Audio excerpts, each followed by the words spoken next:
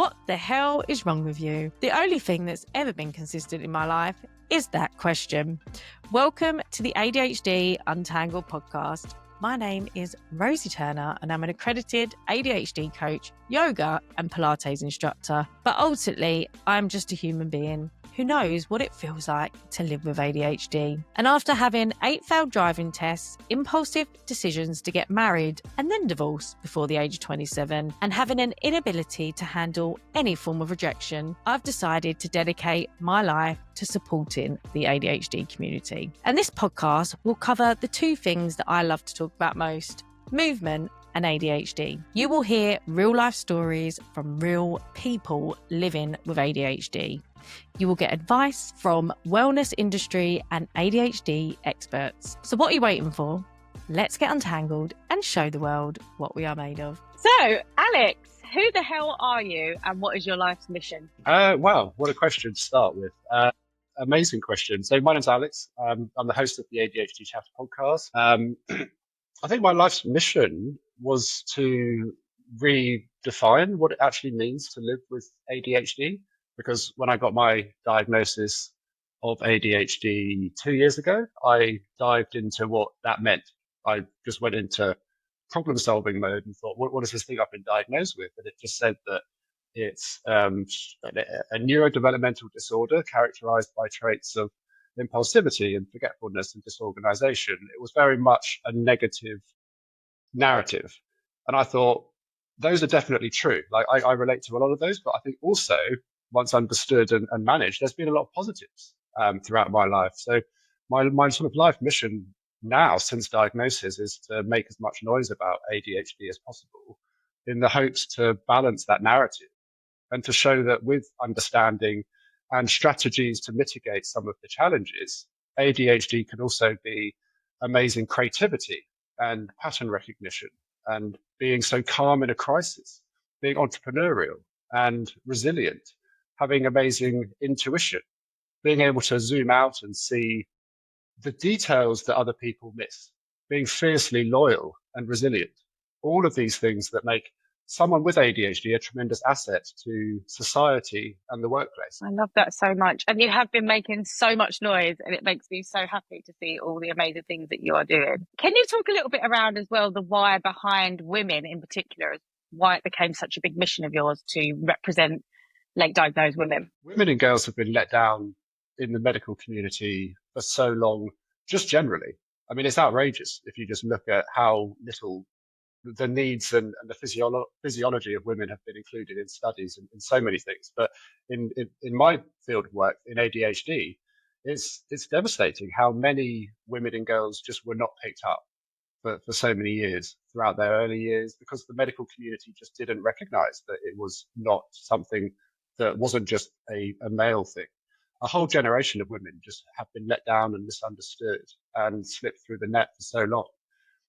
Only recently, and I was shocked to find out, literally last year, the first study on how ADHD medication affects women and their hormone cycle and how that might create clashes and decrease the effectiveness of it. So when I found out about this travesty and how many women have been let down, that was really my mission to be a voice, one of many, to speak up for this. Because so many women, like myself, were misdiagnosed with an anxiety disorder. I remember going to the doctors when I was 15, 16, not understanding why I had all of this racing mind, this internal chatter, this army of highly caffeinated squirrels barreling around in my head that created this overwhelm and overstimulation, anxiety that I couldn't explain. And when I went to the doctor, they just said, well, you've got generalized anxiety disorder, and brushed me off and put me on anti-anxiety medication. I think my story is very similar to a lot of the women I speak to. So it's a mixture of standing up for myself and advocating for the younger version of myself. And the more I realize how much my story is similar to so many late diagnosed women. So there's a dual motivation there. And that's what I was thinking, actually, because when you talk about your story, it does seem like when you hear about the young girls, like inattentive traits, especially, with the anxiety and, you know, getting through the schooling system, being really smart and clever and doing well, but also feeling like they're struggling on the inside and no one, you know, it's being missed. But I'm so grateful as well of all the work you've done around hormones, because you had some amazing guests on talking about women in hormones. And I found out about that study because of your podcast last year. So thank you for all of that. So what is something that you've recently untangled in your life? Because you're always untangling ADHD and, you know, everything that's going on. What's the most recent untangling that you come across? That my entire existence can be explained by something called object permanence. It blew my mind when I discovered about this thing called object permanence. Essentially, when something is not in your front and center, out of sight, out of mind. And I think it's so true for a lot of people, but with people with ADHD, it's like you're experiencing it on boss mode, on like expert level. So things come into my now, and when they're in my now, that thing becomes my entire world. I can totally obsess over it, hyper focus on it, which is great sometimes, but at the cost of other things that aren't in my now that are actually important and need to be done or need to have attention put towards them. I think with this awareness and this ability that people with ADHD have to hyper focus on something when it comes into your now has to be met with huge amounts of responsibility, because when something comes into your now, and that could be a new job, that could be a new person, that could be a new relationship, that could be a new hobby. When that thing comes into your now and it's in your front and center, and that thing is the only thing you're thinking about, and you decide to go all in on that thing, you could propose to a person like in 2 weeks after meeting them. You could, you know, buy the domain and think this new hobby is your new life's purpose. This new job, I'm going to be in this forever. But you have to really take time and pause at that moment when you are deciding whether to take that first action on that thing that has come into your now, because we have a lower baseline of dopamine. So when things come into our now, we get so excited about it and we can go all in.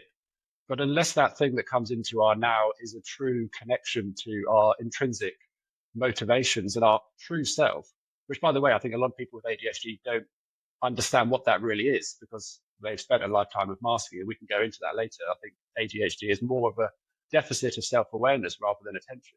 But it's so important about when that thing comes into your now that you pause at that fork in the road and you really analyze that thing.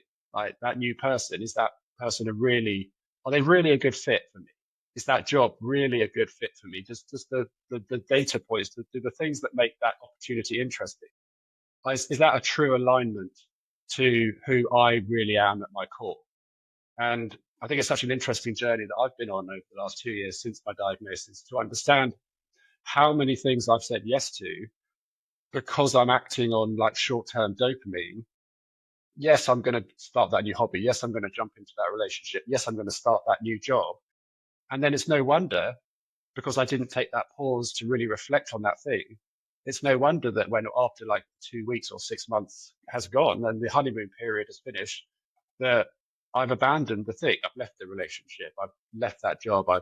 That domain has entered the graveyard of domains, and it's another thing. So for me, like, to go back to your question, it's my whole life has been governed by this thing called object permanence. Like, if something is in my now, I am tunnel visioned on that thing, but that needs to be met with a huge amount of responsibility. So when that thing comes into your now, you can break it apart, really analyze what the positives are about that thing and what the negatives are about that thing, and pair it with the results of the self-awareness exercises that I think are so important for anyone to do, particularly if you have ADHD, because we often put a version of ourselves forward out into the world that isn't really a true reflection of who we are underneath. 100%. I relate to so much of what you just said. What do you, because obviously I think in order to do that, like what you're saying, is pausing and then, you know, understanding, is this actually what I want? Or is this, you know, a dopamine hit? Or is this me masking again? How have you, because I think when I meet clients, the biggest struggle is, and the biggest work that we do is for them to start now uncovering who the hell they are and what's important to them. And they actually don't know. They've never asked themselves that question.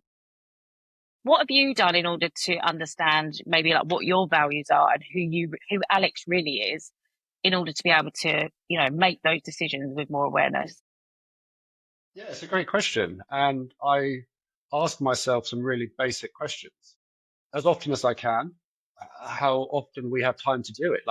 And you have to be so honest with yourself because you can ask yourself these basic questions, but if you're not giving time to the answers and really being truthful, then it's a waste of time. But I ask myself as often as I can, what happened today that made me happy? Like genuinely made me happy. What happened today that made me sad? What happened today that I struggled with? What happened today that I found easy? If you do this often enough, you build up this self-awareness, this arsenal of self-awareness that actually makes you understand who the person is underneath, and really understanding like the difference between a response that is coming from the masked version of you against a response that is coming from the person you are underneath. Like that's so pivotal because a lot of the time the mask is so entrenched. You're so in just autopilot. You don't even realize sometimes that the reaction you're putting out into the world is kind of a muscle memory reaction because you've done it so many times. So it's so important to listen to your knee-jerk reactions, like the reactions that subconsciously happen before the masked version of you has time to catch up. For example, say you're reading a newspaper and you see an advert for a musical theatre production and they're advertising for the lead role, and you get so excited. You think, I'm going to audition for that role. I love musical theatre. But then you remember that your parents want you to be a doctor, or someone said something to you in the playground 20 years ago, and it recoils that excitement that came out 5 minutes ago. That first reaction to that job advert you saw, the advert for the musical theatre, that's your knee-jerk reaction. So often we ignore those. It's so important to be so intentional about picking up on those because that's the inner child. That's the person underneath all of these layers of fakery and copying and pretending to be normal to fit in. That's you. That's the inner child screaming out, saying, listen to me. Look, I'm here. I'm underneath. Do you remember? Before you realized and thought that you were broken. This is who you are. Go for that. So Yeah. important to pay attention to those knee-jerk reactions and really study them, analyze them, write them down. And over time, that plus the self-awareness exercises, asking yourself those really honest questions, and you can begin to paint a really clear picture of who you really are. 100%. And it's like I always say with our brains, it's fun first, isn't it? And I know there's a balance with that, like you said about the dopamine and stuff like that. But how many ADHDers have gone into, and me being one of them for many years, gone into, corporate jobs or workplaces because of that masking and thinking, well, this is what I should be doing.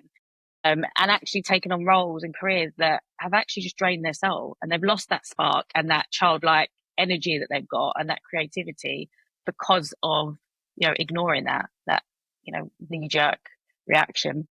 Thank you, Alex. So, if you could describe ADHD in one word, what would it be? And why? Advantageous. And because I genuinely believe that once you understand about how your brain works and you go on these exercises that we're talking about and you embark on this mission of self-awareness and you put things in place to mitigate the struggles, then having a brain that thinks differently is such an advantage. It creates all of the positives that I mentioned earlier, the creativity, the pattern recognition, the being great in a crisis.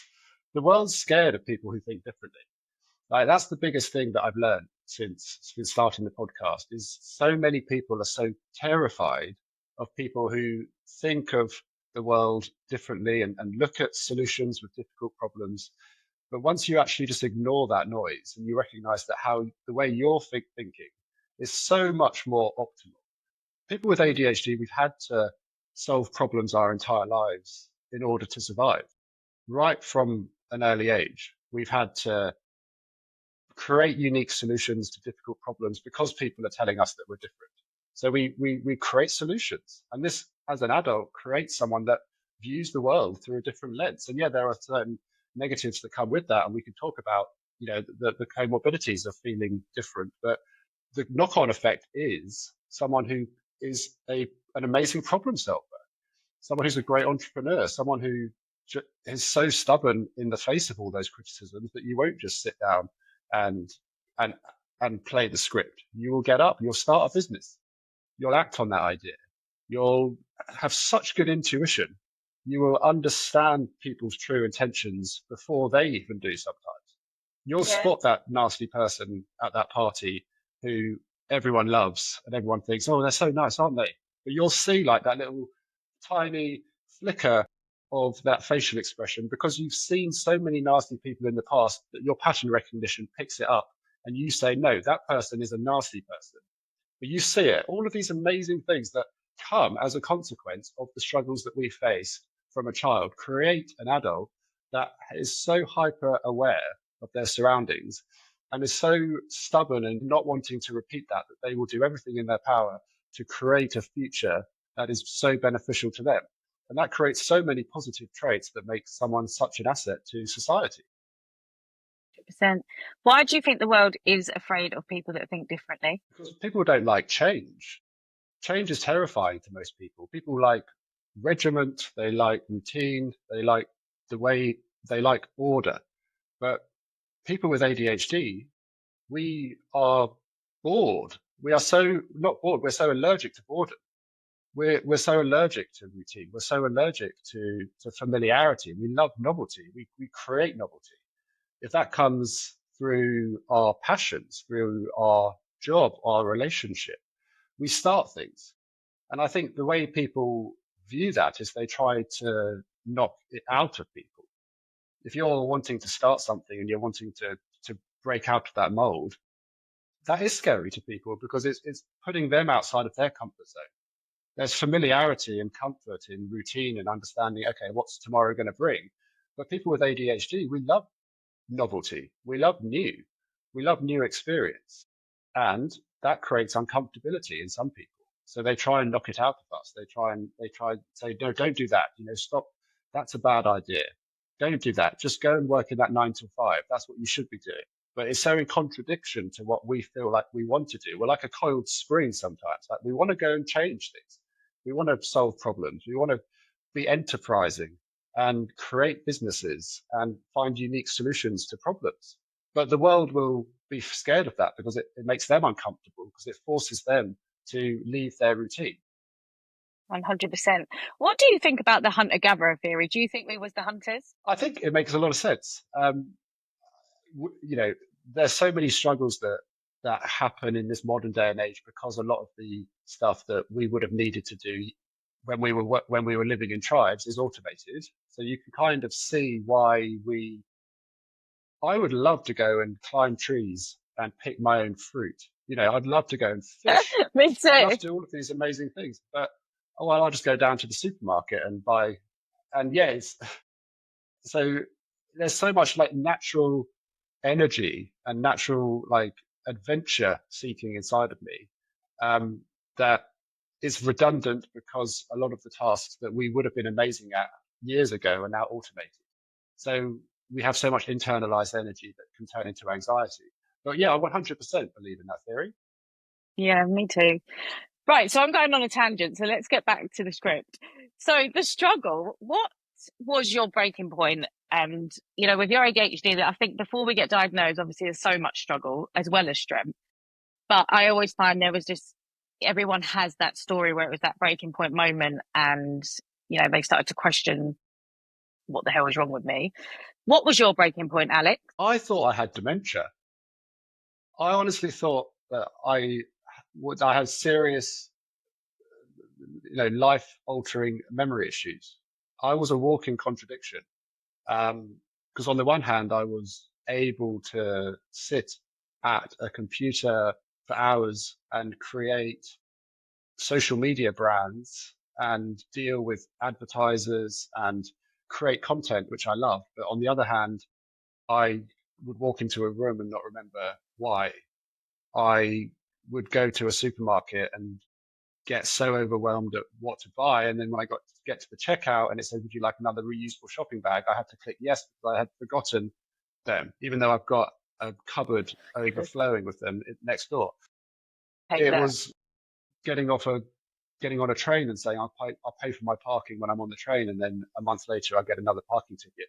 It was the memory issues for me that was causing a lot of issues. It was this contradiction between why am I so able and productive in some areas, i.e. like in my business, but on the other hand, I was so held back by my inability to remember really basic things. Like it's a bit of an old joke, but it still happens. Like I forget to empty my washing machine when my cycle is finished. All of these things that, yes, there's humor in there, but these things happen over a period of time, and it compounds to create this feeling of like, why can't I just function like a normal person? I've missed my train again. I've woken up to a text message from somebody saying, where are you? And it floods back to me that I had a meeting in a coffee shop and I should be there now, but I'm not, I'm in bed. This contradiction between excelling and doing well in some areas, but absolutely falling down and creating chaos in other areas. So it was this contradiction of traits that led me down this road to think about ADHD. I'm so glad you mentioned that, because I spoke to Sharifa yesterday, who I know you know, and she was talking about how frustrated she gets about that narrative of, obviously, like you say, there's humor in some of the stuff that you mentioned around the memory, working memory. But sometimes on social media, she believes that it can be quite detrimental to people with ADHD, because if there's too much humor behind it, the seriousness of, that built up of limiting beliefs and lack of confidence gets missed. Do you agree with that? Do you think there's too much humor at the moment out there on social media around ADHD? Yes, 100%. I think if you put ADHD into the search in TikTok or Instagram, 90% of the content would be someone walking into a wall, or I've forgotten my car keys, or I can't make my bed, I can't brush my teeth. And yes, for sure, these struggles are real and people do experience them. But I think it's the danger of again, reinforcing that negative stereotype that so many of us are working really hard to balance. I said right at the start of this conversation, my mission is to try and acknowledge the negatives and the struggles because they're there, and they, we know that they're there because you see the statistics with comorbidities are really tragic. But also on the other side, once they're understood and managed, we see the statistics on the other side. Once you get that understanding that people with ADHD can do amazing things, I think it is a responsibility of content creators who are making content on this topic to have that balance in their content. I think if you're making content that is just showing you walking into bushes and falling downstairs and being essentially quite comical, then yeah, you're probably doing a disservice to the community. Yeah, 100%. It's like trying to find that balance of giving people hope with ADHD to know they can do amazing things, but also for the wider world to understand that these people, can struggle, but they can do amazing things at the same time. So rejection-sensitive dysphoria, you talk a lot about that. How did that show up in your life before your diagnosis? Yeah, I mean, it's always been there. This horrible thing, rejection-sensitive dysphoria. I think we all know the feeling. The tiniest criticism, the tiniest little comment can feel like a dagger to the heart, and someone twists it, and it doesn't even need to be real, or it doesn't even need to be just a perceived one can have the same effect. For me, it's not so much the trigger. There weren't any like key moments that triggered me. It was, and I now know it was the behaviors that I put around me to avoid the triggers that cost me a lot. The people pleasing, the overcommitting, the saying yes to everything. I can look back now through this lens of ADHD and RSD and see how scared I was to encounter a rejection that I was putting everyone else's needs before my own. And, that got me into huge trouble. In business is an arena where you need to stick up for yourself and you need to say no rather than yes in some situations. But that wasn't me. I was just, Alex, can you do this? Yes. Alex, can you sign this bit of paper? Yeah, why not? Alex, do you want to go? Yeah, sure. It was yes, yes, yes, yes, yes, yes. And, that creates someone who is so tired all the time, someone who is just so burnt out, someone who has no self-confidence because with every time you say no and stand up for yourself, that has a positive effect of building your self-esteem. But I was the opposite. I was just saying yes to everything. I now know that it's because I was so scared of encountering a rejection. And hey, look, that, like many people with ADHD, it's not always the actual thing that causes the damage. It's the things that you put in place to avoid that thing that causes the damage. And for me, it was, RSD, obviously terrible. And when I felt it, it was very visceral, very instant physiological pain. But the things I was putting in place around me to avoid that pain actually caused me more damage, which was I should have said no one day when I decided to go into business with two people. And I didn't. I said yes, even though on that day my intuition was screaming at me saying these two people are not on your side. I don't trust these two people. But I signed a bit of paper that I shouldn't have done, and it triggered a 5-year court case that nearly killed me through alcohol. So it's the things I put in place to avoid that pain that caused so much more pain, and in this instance actually nearly cost me my whole life. Yeah, let's talk about that, because I wasn't aware of your story until I read your book, actually. What happened with your last business, and how did you end up in the situation you did? Yeah, so when I was at university in 2010, I hated university. I went to one lecture, so anxious. It was a replication of my time in school. I had my first anxiety attack when I was in a classroom when I was 6 years old. The teacher pointed at me one day and said, "Alex, do you know the answer to this question?" And all of the kids looked at me. And in that environment, with that pressure, I felt my heart rate going, and I stood up and ran out of the classroom and found someone in the corridor. And I said, "Please call an ambulance. I'm having a heart attack." And the paramedic that day, I remember, reassured me that I wasn't having a heart attack. I was having my first anxiety attack at that super young age. When I went to university, I went to one lecture, that anxiety came back. I left the lecture theatre. I walked off this anxiety attack around the streets of Oxford. I went back to my university bedroom, and that was when social media was really dominating and was so fresh. This was back in 2010. And I wanted to create a couple of brands. That was the year I started Unilad and Lad Bible. My social media just activated something in my head that created this hyper focus. I didn't know what the word for it was then, but created this hyper focus that enabled me to just tunnel vision on creating these 2 Facebook pages. And I got an email from one of the UK's largest pizza companies offering me an amount of money to be promoted on Unilad. And I thought, if I somehow conquer this anxiety and I go to my lectures and I get a degree, what this pizza company is offering me is more than what I will get in my first year salary if I get a degree. And so I just did the quick maths, and I dropped out of university the next week and went back to my parents' house to build Unilad and to build Lad Bible. And they both grew incredibly fast. I remember I had Unilad on one screen. It was like 4 million followers. Lad Bible on my screen to my right, it was on about 6 million followers. Lad Bible grew faster in the early days. And that's when I felt, again, didn't know what the word was, but overwhelmed. Really overwhelmed. I had all of these different components to these businesses that needed to be done, like content creation, brand deals, banking, accounts. Terrible. I needed help. And I remember I put out an advert asking for help. I ended up meeting these 2 men in Brighton. We were all going to go into business together. That was the plan. And we met, and I remember that day my intuition was screaming at me, like, do not trust these 2 men. Do not sign this bit of paper. But I signed it. And the week afterwards, I'd been kicked out of the business, completely removed from everything. And that sent me to it was very quick. That sent me to my solicitor's office. And I remember he looked at what I had signed, and he said that these guys aren't allowed to have done what they've done. But if you want to fight this is going to be won or lost in a courtroom. This is going to go to trial. And I remember my mind flashed forward to the idea of me on the witness box having to give evidence. And my subconscious went back to that 6-year-old kid in the classroom with all that pressure on him. And I abruptly stood up from my solicitor's office and ran to the petrol station and bought this bottle of vodka.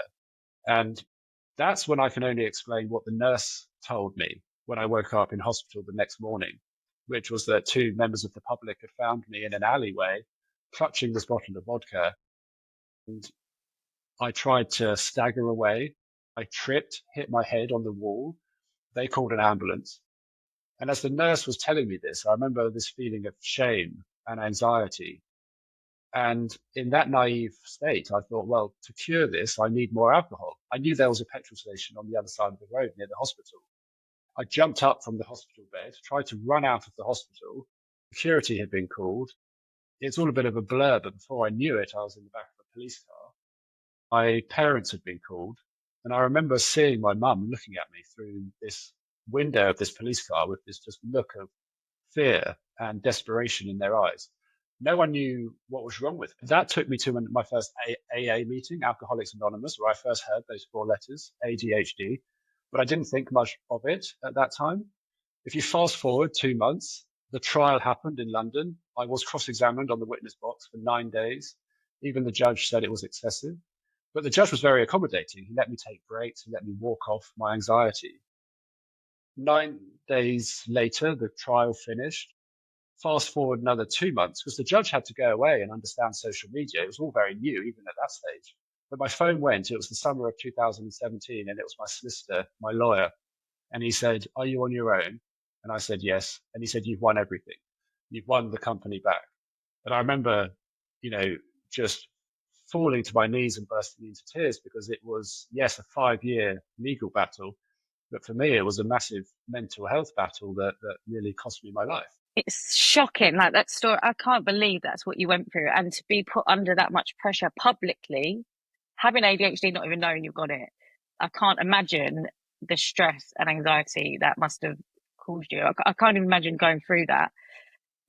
How has that changed your, because once you won and you had that, I suppose that was success, right? You won the court case, won your business back.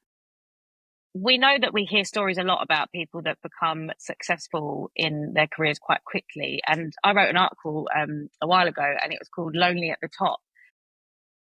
Was it instantly followed by happiness after that? Or how did you feel straight after that? What did you go through? So after the court case, I fell into a moment of just absolute purposelessness, because I really was hyper focusing on that court case for 5 years. That was my purpose. I was finding stuff that my world-class lawyers were missing, because I was going through all the evidence. God. It was my obsession. Finding bits of evidence in a chat that was 4 years old that actually was pivotal in the direction of the case. And yeah, it was very stressful, but it was also my focus. So when the court case finished and I won and I got this, amount of money, which means I would never have to work again, you would think, okay, brilliant, celebrate. But I remember just feeling a complete void. And I just played Xbox for 2 years, and thinking, and if someone called me, they'd say, "Well, what are you doing?" And I was a bit of a naively just thought, "Well, I'm retired, aren't I? I'm 30. I've just sold these 2 businesses for an amount of money that has set me up." But the ADHD mind in me gravitated towards something that was giving me a new focus. And at that stage, it was my Xbox. Really tragically, I just didn't leave my flat for 2 years. And after, I didn't even see it coming, but it just kind of built up gradually, this feeling of just work, like I'm a useless piece of SHIT. Why can't I do something with my life? So in complete contradiction to what you would think I was feeling, I just fell into this hole. But I had this mask on that I was this businessman, because of the court case was in the press a lot, and lots of Unilad founder wins court case, businessman sells business for X amount of money. So I very much had this mask on that I was this business person, and I wanted to start a podcast about business. So I remember thinking one day I put my Xbox controller down and I said, "All right, now I'm going to do something." And this was my most expensive boom and bust. I didn't know what it was called at the time, but I thought, I'm going to make a podcast about business. I'm going to speak to business leaders. And I had this idea at about 11 p.m. at night. And I bought the domain walkawaywiser.com. I bought the domain, I designed the logo, did all of the stuff that us ADHDers are brilliant at doing. I turned my bedroom into a soundproof studio. I booked all of these high profile guests. And I did all of this in about 3 hours. And because I had a bit of money then, I'd spent quite a small fortune on cameras and lighting. I'd hired a producer. And then I woke up about 3 days later. Postman Pat had delivered all of the cameras. And I remember just looking at the Amazon boxes and thinking, I don't want to do this anymore. I'm not interested in this podcast anymore. And it was that confusion, that juxtaposition between my euphoria 3 days before, when I was obsessed with this idea and convinced that it was going to be my new life's purpose, compared to now, the absolutely zero interest, sat on the sofa in my PJs, looking at all of these boxes, thinking, I don't want to do this anymore. My bedroom downstairs is a soundproof studio, but I have no interest in this.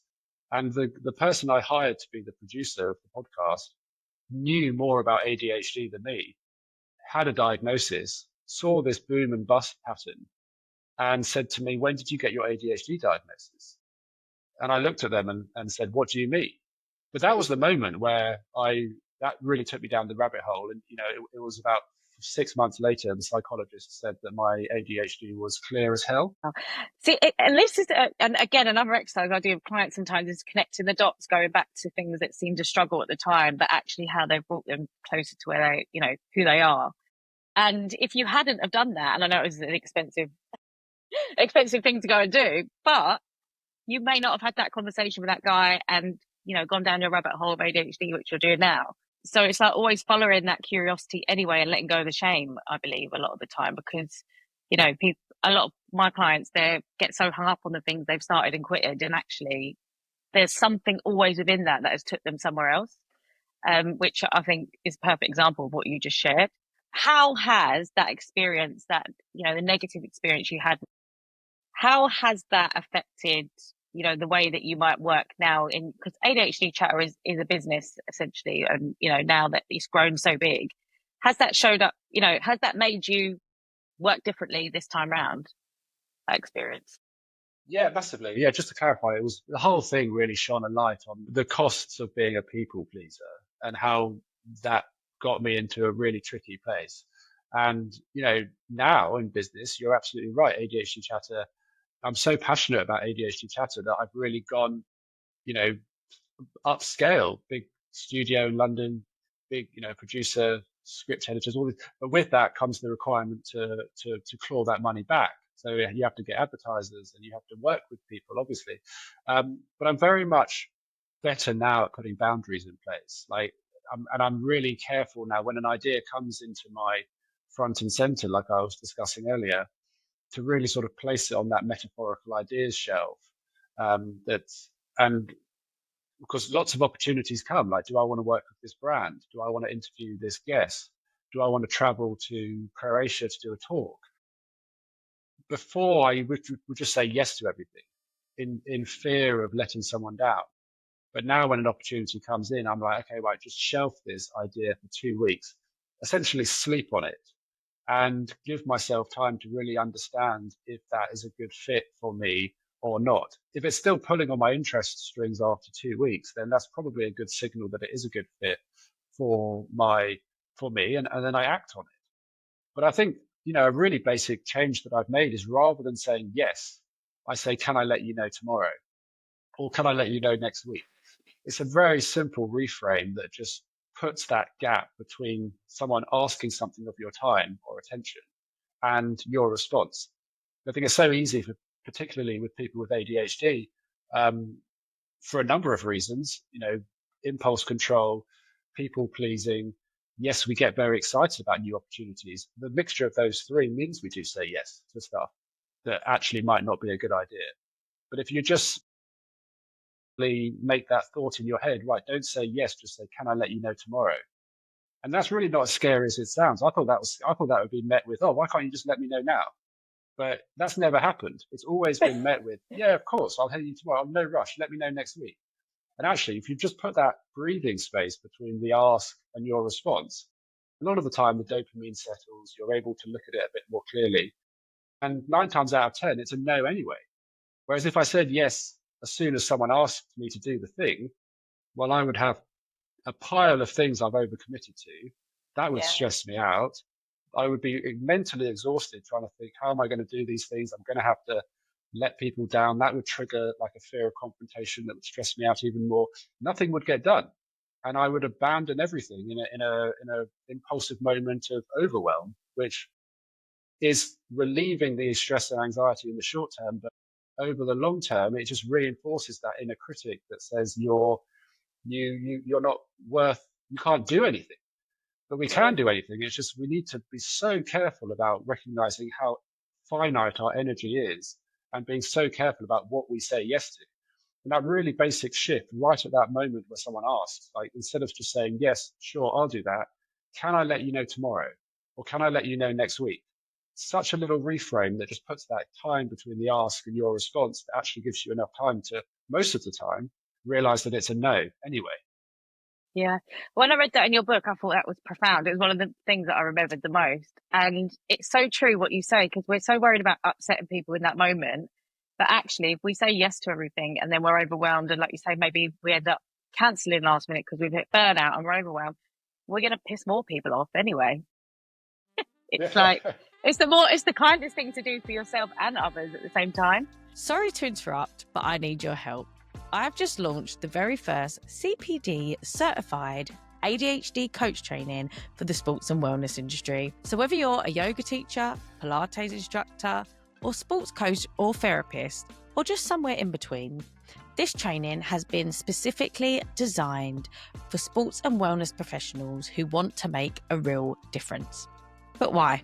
Because it is proven that movement and meditation is game-changing treatment for individuals with ADHD. So now more than ever, we need professionals just like you who truly understand what it's like to live with ADHD.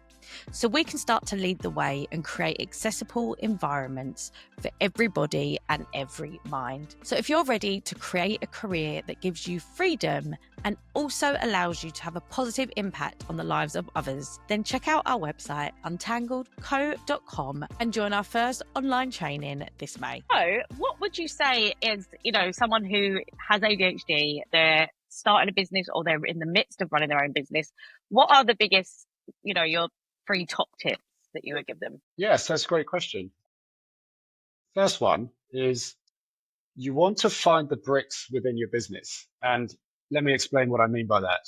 It's essential with someone with ADHD when you start a business to break the big tasks up into smaller ones and really understand how they operate, and create the bricks within your business. And what I mean by that is, for example, my podcast, it's now a business. Each episode is a new person to hyper focus on, a new set of questions to write, a new interview to do, a new interview to edit.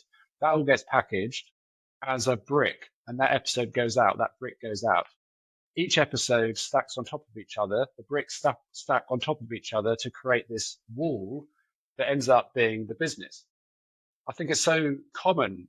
You see people with ADHD, like you get an idea for a business and you build the wall really quick. You'll do everything in a really short amount of time. And before you know it, you're sort of stood in the shadow of this huge wall. And because you've done it so quickly, you have no idea how each of those individual bricks works. So you get overwhelmed, you get overstimulated, and in that moment you quit. I think it's so important to be so intentional about breaking big tasks up into small ones, really hyper-focusing on the details, and let those bricks stack up over time to create the business, because they will automatically turn into a business by the very nature of just stacking them on top of each other. The second one is to really combat imposter syndrome, because for me, imposter syndrome in the past has been a massive hindrance. I think the thing I mentioned earlier, like we're so capable of doing amazing things, but because of that tendency to forget things, you can call it success amnesia. Going back to that object permanence I mentioned earlier, things come into our now and they leave. And the same applies for achievements. Like we can do stuff, but then we can forget that we can do the thing.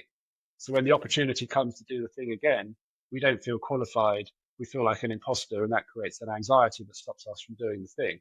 It's so important about when you go up that ladder, when you scale that ladder, when you achieve stuff, you intentionally document that achievement.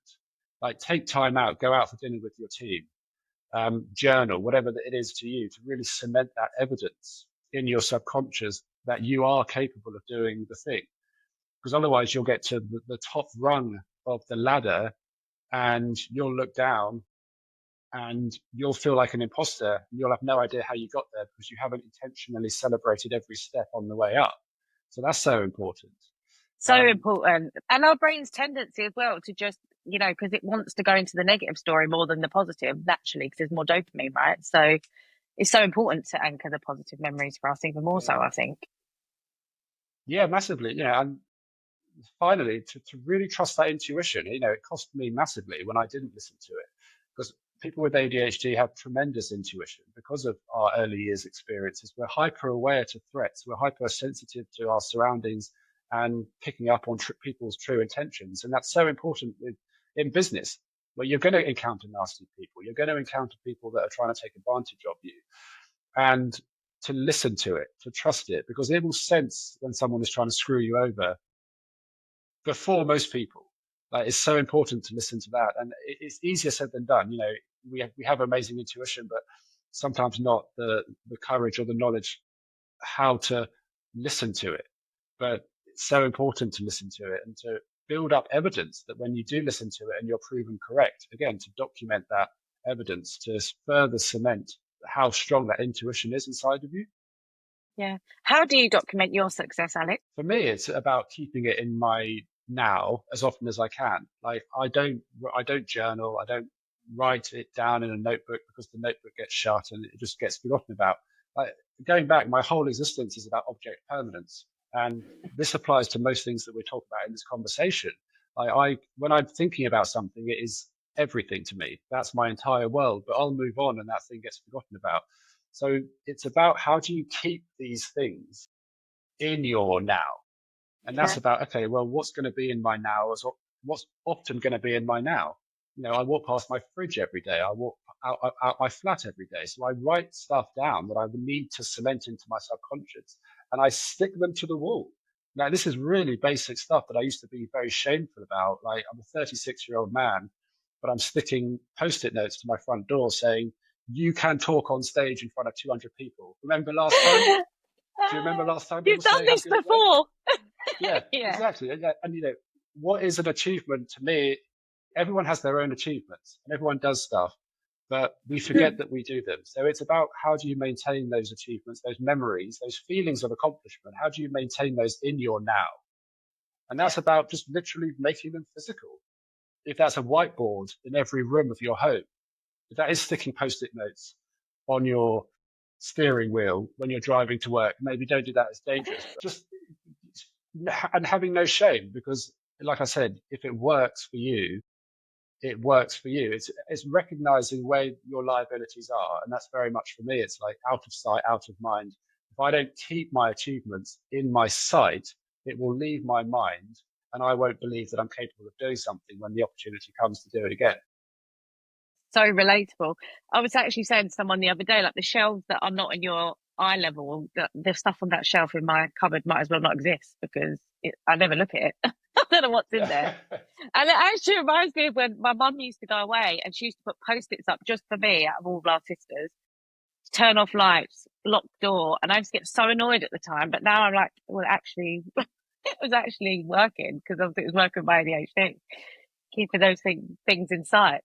So I was going to say in addition, because I think this is actually probably the most important bit to combat this out of sight, out of mind, is when and we all have a time of day when our mind is most optimal and most focused. For me, that's very much in the evening, in between, and it varies from day to day, but say like between 11 and 1 a.m., that's when I'm like in focus mode and I can really zoom out and plan the next day, because in the morning for the first 3 hours, I'm very groggy. So I take advantage of my nighttime brain to help out my morning brain. And I think of, and this is so important in business, like you think of 5 high priority tasks that need to be done, that are going to progress your business, and you write them each on a rubber bracelet. Write each one down. And as you wake up in the morning, you put those 5 bracelets on. And as you complete each task, you take the corresponding bracelet off and you put it in a bowl. And if you complete the bowl, if you fill up the bowl, then you reward yourself. You buy something off your Amazon wish list. So it keeps the tasks in your now. There's so many things that the bracelets have helped me with. Again, no shame. Every time I empty my washing machine or fill my washing machine, I have a bracelet that I put on says washing machine on it. So when I come upstairs, the washing machine comes with me, essentially. So it's, it's just about keeping the important things in your now. Because if you don't, they'll cease to exist, and there'll be another damp load in the machine, or it'll be another meeting you've forgotten to attend, or another appointment with your accountant that was so boring you forgot it, but it's really serious to your business. So it's about like just keeping important things in your now. And for me, that involves writing them down on a bracelet and putting them on. And sometimes I've got 15 bracelets on my wrist, but if it works, that's it works. such a great idea.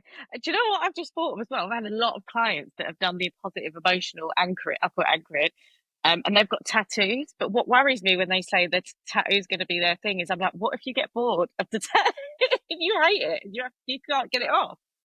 Like, they've gone to that extreme to not forget like this positive thing that they've achieved.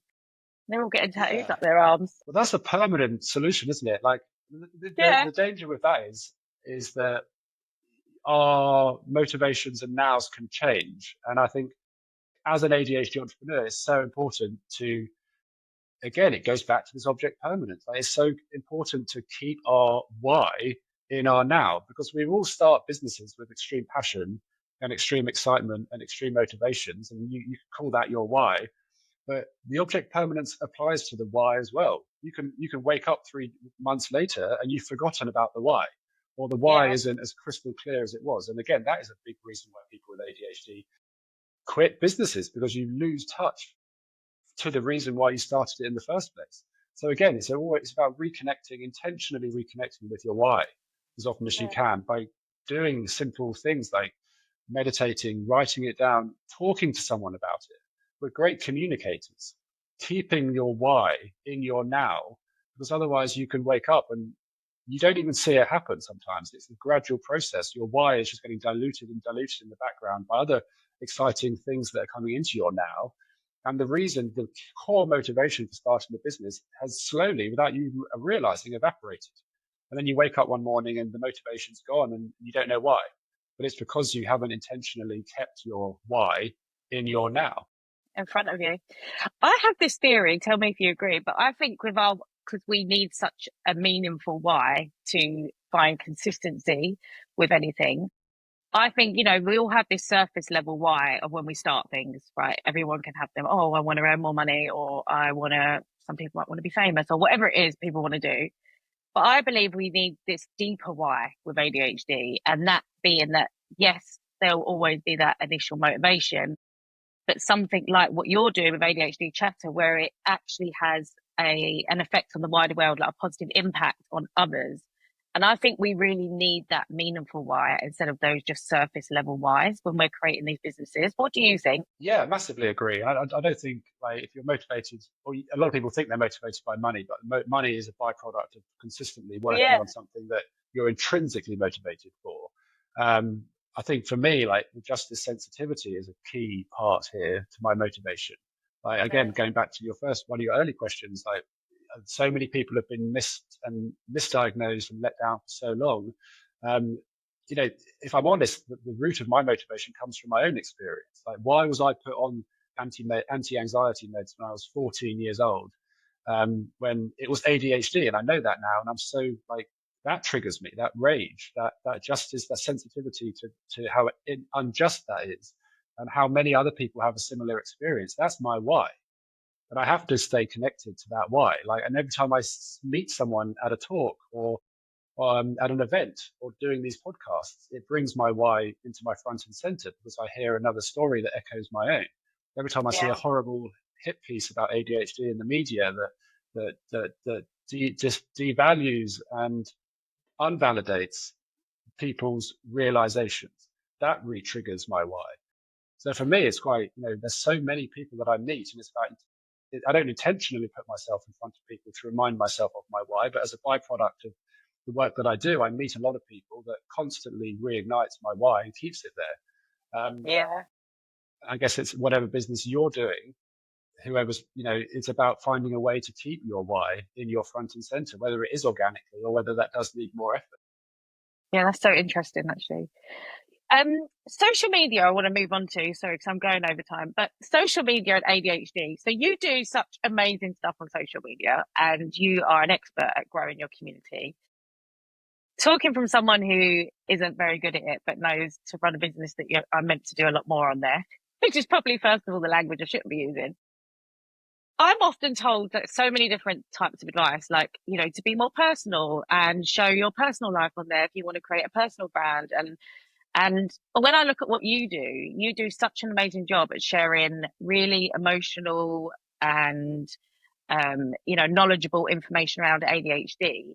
But you've had growth on social media despite not having to show so much of your personal day-to-day life, as a personal brand and what we're told. Can you tell us a bit about, what your advice is on social media and growing a brand? Yeah, I mean, there's two ways to do it, really. And I've very much done the second way.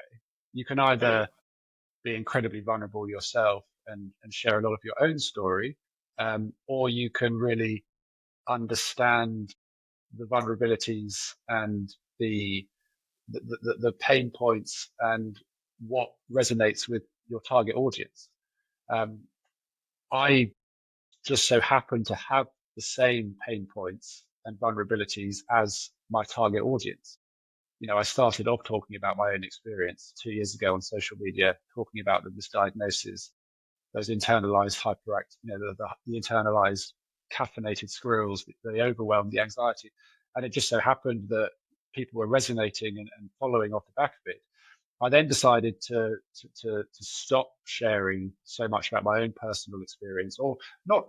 It wasn't that I stopped sharing about my personal experiences. I was just reframing it as the experience of my community, because you're just from, my social media mind, having built Lad Bible to 6 million followers, I know that people will resonate and respond when they feel like they're seeing themselves in your content. And there's two ways to do it. Again, you can either put that message across through your own story, or you can talk about the experience through the lens of your audience. And I've chosen to do the second one.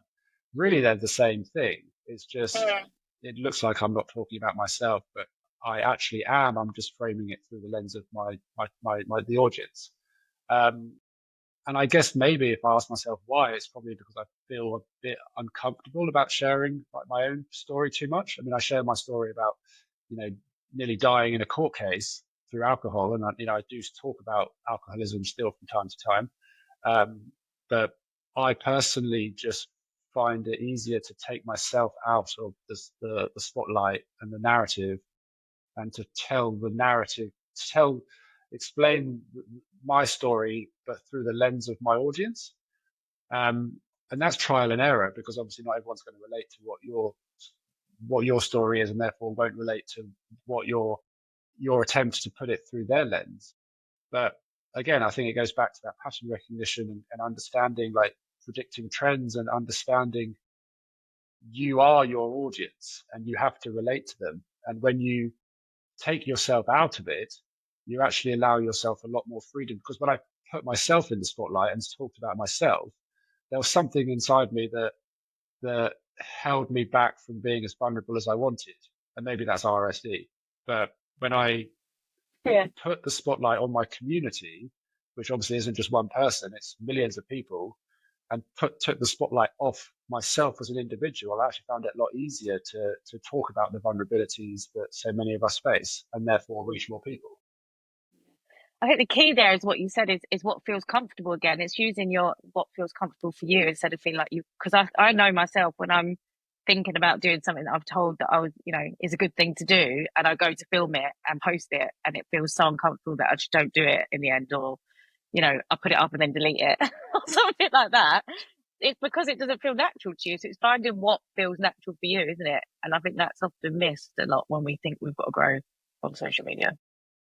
Yeah, for example, I could do a video that says how to spot ADHD in adults, and it would be exactly the same content if I made the same video but framed it as, here's how ADHD shows up in me.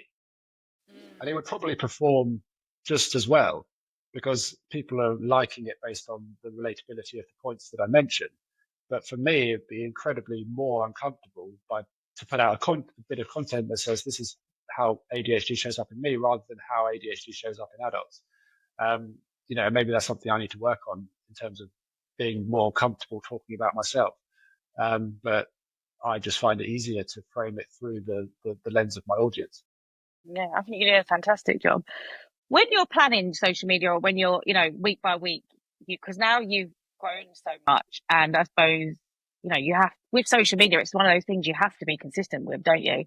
Do you tend to plan, or you just go with your creative flow when you're feeling like you want to produce content? Yeah, I don't plan at all. I never have.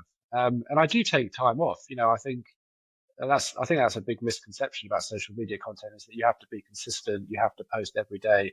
Like it's a cliche, but it really is like quality over quantity. I mean, I could put a lot of thought into one bit of content. It gets 2 million views, and then I'll have 3 weeks off.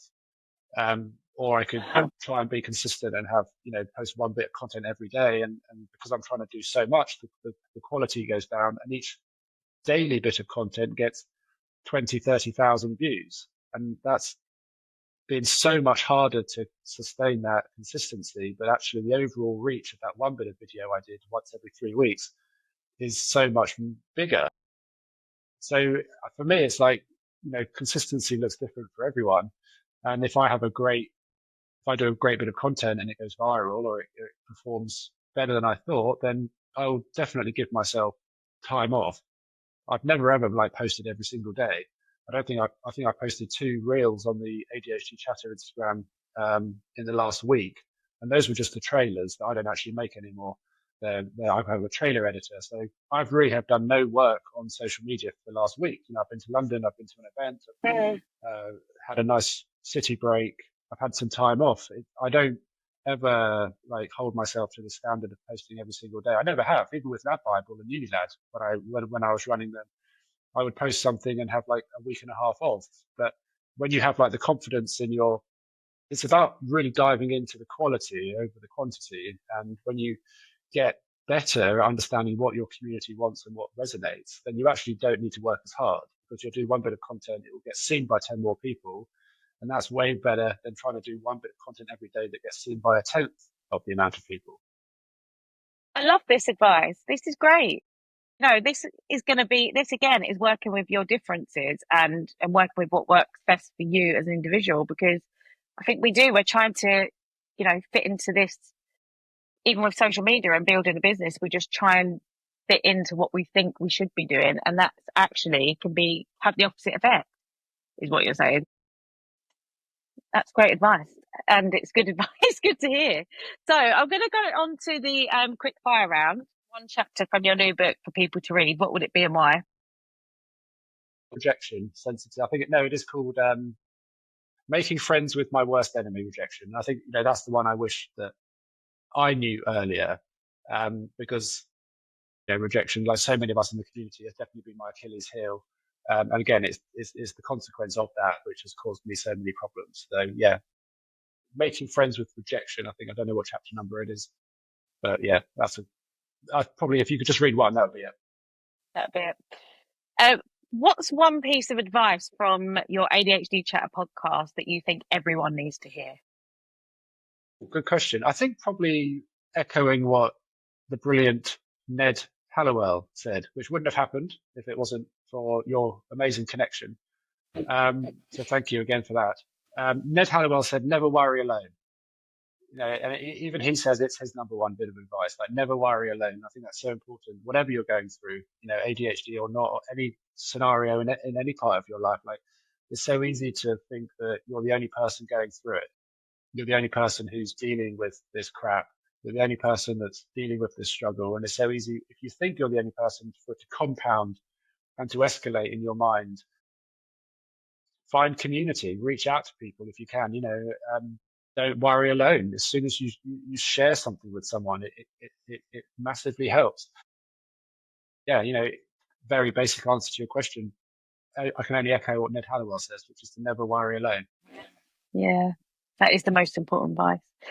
What, with every struggle, there is a strength to be found, and you've spoke about many. But if you could choose one strength that's come from having ADHD, what would it be? Yeah. I think being impulsive, it really winds me up when I hear people talk about impulsivity in a negative lens. I think you're wired to think negatively when you hear the word impulsive. Oh, they must be irresponsible. But every great thing someone with ADHD has ever done has been off the back of an impulsive decision. Yeah. You know, I mean, I'm not going to impulsivity. You just start. You start the business. You go into the relationship. And going back to what I said earlier, there has to be a responsibility there to understand when to activate the impulsivity. But once you understand what things to say yes to and what things aren't a good fit for you, then impulsivity is the key thing why we do stuff. We do things that a lot of people would be too scared to do or too fearful to even consider. But when we do it, and it's a true alignment to our core intrinsic motivations and values, then that's when we become world beating at the thing, world class at the thing. That's when we sell companies for millions of pounds. That's when we summit Everest. That's when we become amazing musicians. That's when we become the best in the world at what we are and what we do. And it all starts with that impulsive decision. But I think a lot of people who don't have ADHD would be too fearful to do. It's so true. And I think it's Ned Hallowell that says impulsivity gone right is creativity. And that's so true, isn't it? Massively. Yeah. Impulsivity, I think, with great impulsivity comes great responsibility. But once you understand how to harness your impulsivity, I think it's a massive strength that so many people should learn to really, really love. Yeah, embrace it. So considering where you are now in your story, if you could go back, a life with or without ADHD? Definitely with, because essentially, would I change who I am? No. ADHD is just one part of who I am. I wish that I knew more about ADHD and who I was at a younger age. I think like so many of us in the community do. Definitely wouldn't change who I am, but I wish that I understood who I was from a younger age. Definitely. And last words to someone who might be struggling right now. And I always say thinking about what you might have needed to hear in those moments of struggle. Yeah, I mean, again, it goes back to what you sort of wish you could tell your younger self. I wish I could go back and put the arms around the little boy having that panic attack in the corridor when I was 6 and, almost shout at him or whisper in his ear and say, you're not broken, you're just different, and that you have always been enough. And I think everyone needs to hear that as often as possible. So many of us just feel like we're too much or we're too sensitive or not enough. And the things we do to try and rectify that false narrative in our head can cause so much damage.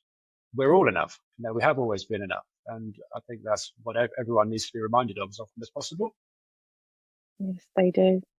So what's next, Alex? What's next on you've done so much with ADHD Chatter. You wrote a book, you've got the podcast is growing. Like, what's next for you? More of the same. I think, again, once someone with ADHD finds their thing, and that comes through self-awareness and understanding who they are, then there's no stopping us. I truly believe that. And I'm fortunate enough to have found my thing. And it's just about more of the same, more of the podcast, growing it, reaching more people.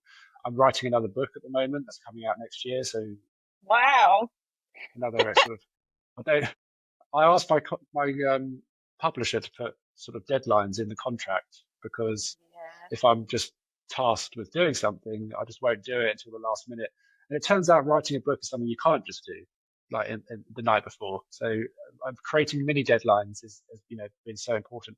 But yeah, another book coming out and more of the podcast, new guests, keep bringing value, keep bringing understanding to a community that's been grappling for it for so long.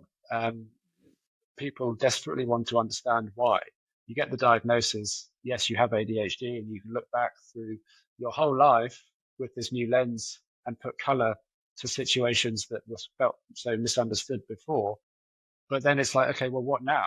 And I think there's such a big demand still for understanding and validation. And I will continue to be one of the platforms, one of the podcasts that provide those answers. Yeah. Have you got any advice for writing a book of ADHD? So, I mean, everything seems daunting and terrifying until it's not. For me, starting is always the hardest, like getting over that procrastination hump. Oh, I've got to write 1,000 words today. I just can't possibly do that. There's no chance. But once you actually just start, you actually get into a flow and you get into the hyper focus, and you go, oh bloody hell, I've done 3,000 words today. And I thought, so how do you get over that procrastination hump? Accountability is so important here, like body doubling, sharing your goals with someone that you trust, know well, and and gatekeep some prize, gamify it. If you start writing today, then unlock some financial benefit. Stuff that was so, a lot of shame about in the past, but if it really helps, take accountability outside of yourself. I'm terrible at relying on self accountability, because if I let myself down, then who cares? But if I let someone else down, then that hurts. So I start the task. So it's about body doubling, gamifying it, creating accountability buddy, and reward yourself when you see it through. Yeah, I love that. You've done such an amazing job of using your, awareness of your ADHD as a vehicle to, enhance your own life but others. So thank you for all the amazing work that you do and continue to do. And is there anything else you want to share with anyone? I mean, I'm sure everybody knows who you are and where to find you, but do you want to share it anyway? I think I'm good, actually. Thanks, Rosie. This has been really fun. Yeah. Oh, thank you. I've really enjoyed it. Thank you so, so much. Thank you so much for joining me on the ADHD Untangled podcast. I hope that these episodes are inspiring you to step forward with confidence despite the struggles that you face with ADHD. If you want to find out more about ADHD coaching, retreats, trainings, then check out my Instagram, ADHD_Untangled, or my website, untangledco.com. Let's get untangled and show the world what we are made of.